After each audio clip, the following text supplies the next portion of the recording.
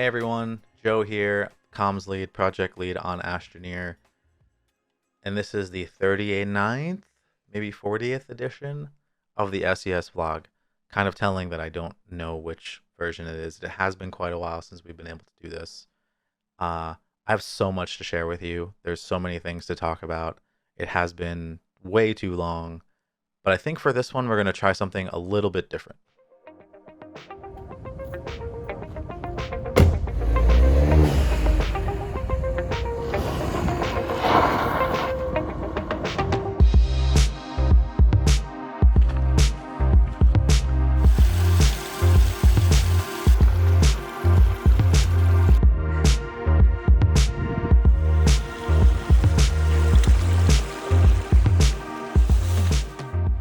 So, we're out here on a bit of a field trip, and you might ask yourself this question, hey Joe, why are we on a field trip to, hold on, a beautiful canyon in Eastern Washington?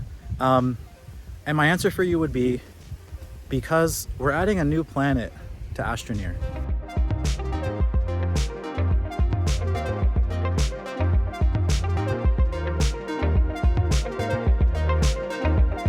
Normally I would tease you more about this, but I don't really have time for that right now. It's kind of hot out here. There's some beautiful waterfalls and there's some stuff I need to film, but we're adding a new planet to Astroneer. It's part of our Glitchwalkers DLC. I'm gonna show you some cool stuff that I've been looking at today in this beautiful canyon, and then also maybe from our beautiful canyon on our new planet that we'll talk about later. So I'm gonna go climb some stuff and fall down some stuff and get some beautiful footage so I can take it back home and use it as reference while we build out this awesome new planet. Okay, thanks y'all.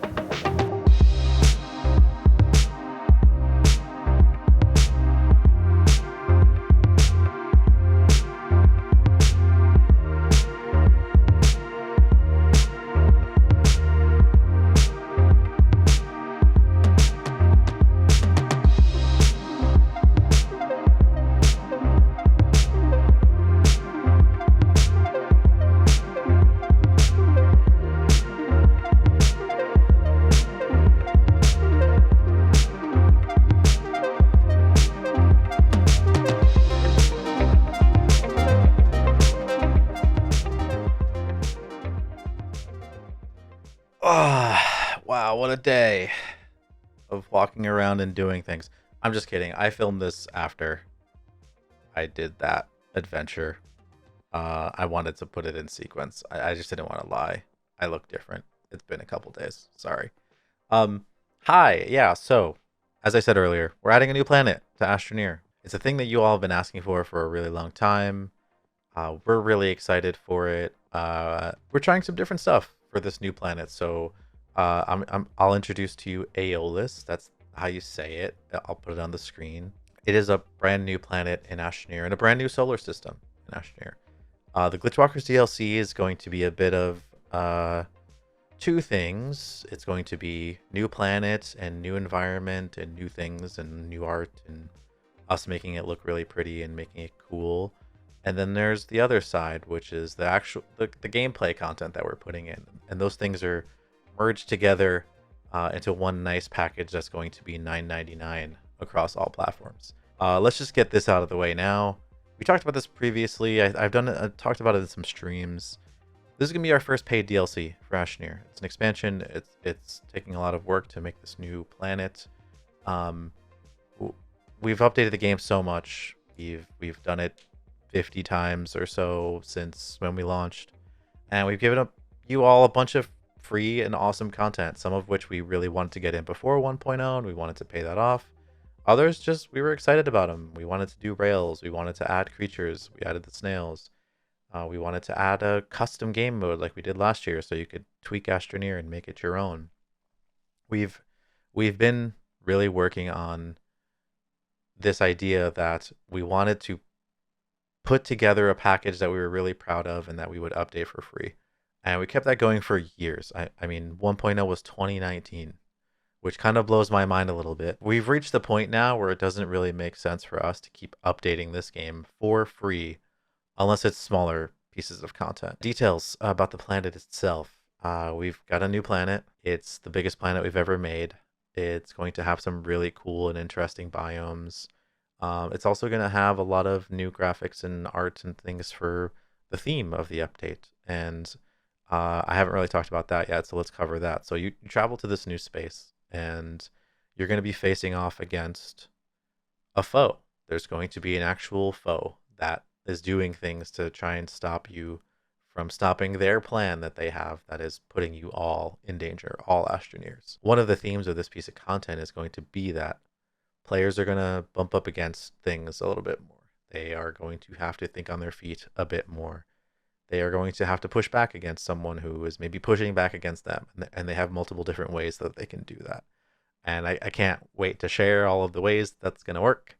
But yeah, there is an antagonist in Astroneer now, and this antagonist is going to be the centralized theme for the gameplay loop and for completing the expansion. And I can't wait to give you more details about that. I'm going to keep it kind of vague for now, but there's also going to be some updates to the base game. We'll talk about those at a separate time. We'll get into details about the antagonist, Lynn, and all of the things that they're cool about them and how this is going to incorporate into the DLC content itself. You can wishlist it now on Steam and on Xbox. And if you can't wishlist because you're going to play it on a different platform, we have an email list that you can sign up for. I'll put a link in the description. But yeah, I'm so excited to announce this DLC. I'm so excited to bring back vlogs and talk with you more about what we're doing. I think we'll probably do a couple more before this thing actually ships. Maybe even some Q&A videos and things like that. Like bring back some of the old style things that we used to do.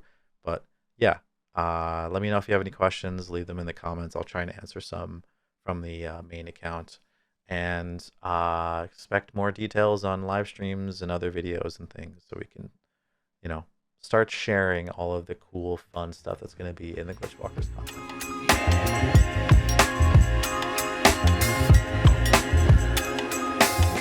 What you doing, Gene?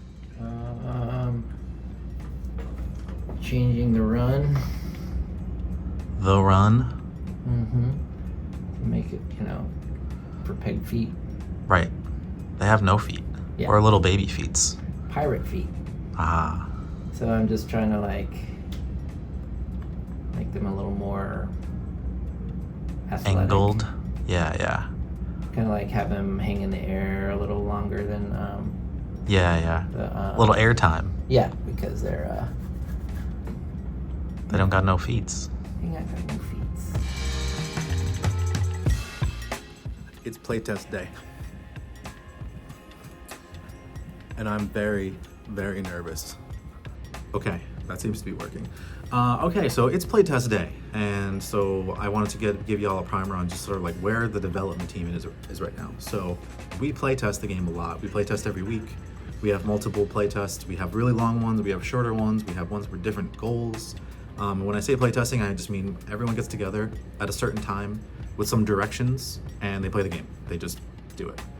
We have the QA team who does that all the time. They're doing that every day, basically. But for us, for everyone else on the team, you can't expect everyone to know everything that's happening all the time. And so playtests are a good time for you to plug back in, for you to understand where the project's at, for you to give feedback, and do so in a way that doesn't it doesn't consume you all throughout your week. You just work on the stuff that you're working on that's right in front of you, and then at the playtest, you can kind of see how it fits in with everyone else. So these playtests are actually really important. And today's playtest is the beta milestones. As a new lead on this thing, having 50 people, look at the thing that you're working on for the first time all up, it's really nerve-wracking. So I'm getting this little presentation together. Today's a big day for figuring out how much room we have left. So we're not at risk of not finishing things. There aren't some big huge things where we're scared.